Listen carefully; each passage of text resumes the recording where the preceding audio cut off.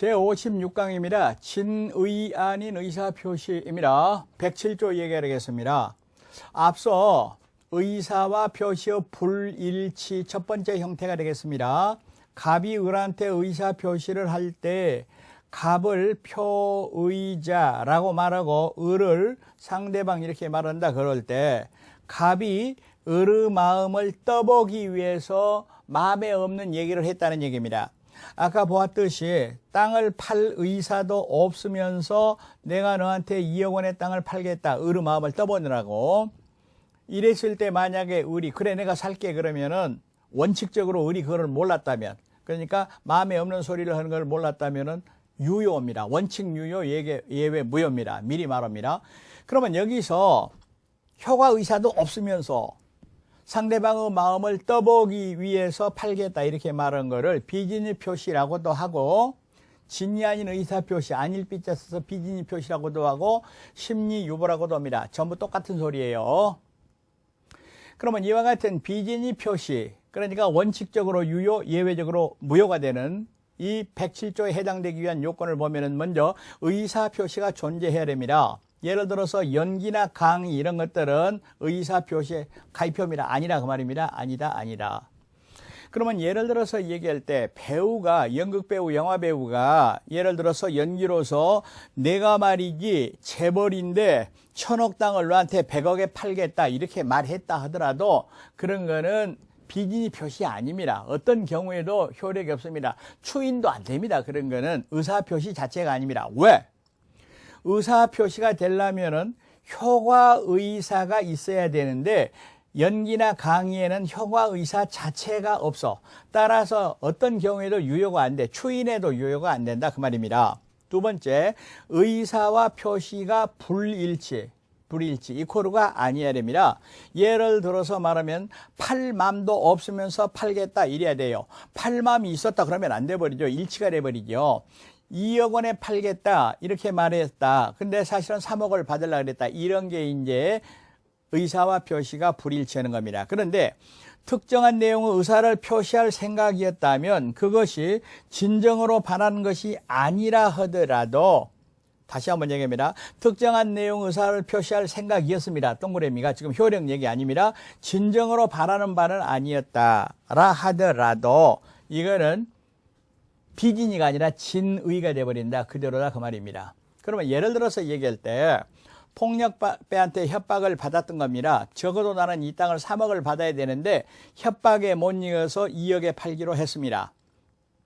그게 궁극적으로 진정으로 바라는 3억이 아니라 하더라도 그거는 의사와 표시의 일치가 돼버린다 그 말입니다.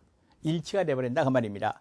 그러니까 궁극적으로 자기 의사는 아니었지만은 그 당시 상황으로 내가 2억 원에 팔겠다 이렇게 말했다면, 계약서 썼다면 그거는 진의다 그 말입니다. 그리고 불일치를 알고 있어야 됩니다. 알고. 다시 말하면 마음을 떠보기 위해서 한다 그 말입니다. 모르고 했다.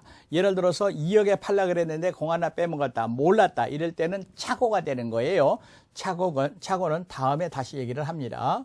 지금 요건 얘기입니다. 동기불문. 다시 말하면 마음에 없는 얘기를 표시한 동기는 묻지 않는다라는 뜻이 되겠습니다. 그러니까 잘 보이기 위해서 또는 무슨 마음을 떠보기 위해서 여러 가지 동기가 있지만은 그거는 107조가 성립하는데 아무런 영향을 미치지 않는다 그런 뜻이 되겠습니다.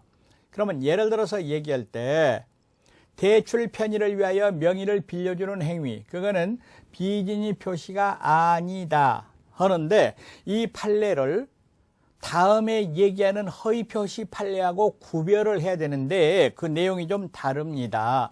그러면 예를 들어서 얘기할 때 갑이 있어요. 그랬는데 또 을이 있어요. 이렇게 돈을 빌려줍니다. 그랬는데 을이 돈을 못 빌릴 사정이 있어가지고 병명의로 빌린다 그 말입니다. 다시. 지금 여기가 금융기관 은행이 있습니다. 예를 들어서 이게 사립학교가 있습니다. 그런데 사립학교는 비영리 법인이기 때문에 은행 차입에 제한이 있습니다. 그런데 사립학교가 운영자금을 쓰다 보니까 한도액이 딱 차버렸어요. 다시 말하면 학교 이름으로는 더 이상 빌릴 수가 없습니다. 그래서 이제 교직원 이름을 빌려가지고 돈을 차입을 합니다. 그러면 대출 약정서가 어떻게 되어 있느냐? 대출해 준 사람 은행하고 교직원 명의로 이렇게 돼가지고 대출 약정서를 쓴 거예요. 그러면 이 말이 무슨 말이냐면은 병은 갑한테 돈을 빌렸지만은 사실은 자기가 빌린 거 아니고 학교가 빌렸는데 명의만 빌려줬다, 그런 뜻이 되겠습니다. 그런데 만약 병이 은행에 출두해서 대출 약정서를 자기 이름으로 작성했다면 이때는 병이 빌린 사람, 차주다, 빚인이 표시 아니다 라는 판례가 있습니다. 다시 말하면 병이 은행에 나가서 학교 자금을 빌리면서 자기 이름으로 하고 대출 서명을 했다면 병에게도 변제의사, 다시 말하면 자기가 나서라도 돈을 갚겠다라는 의사가 있었다고 보여지기 때문에 병이 채무를 부담한다. 즉 정상적인 대출행위다라는 얘기가 되겠습니다.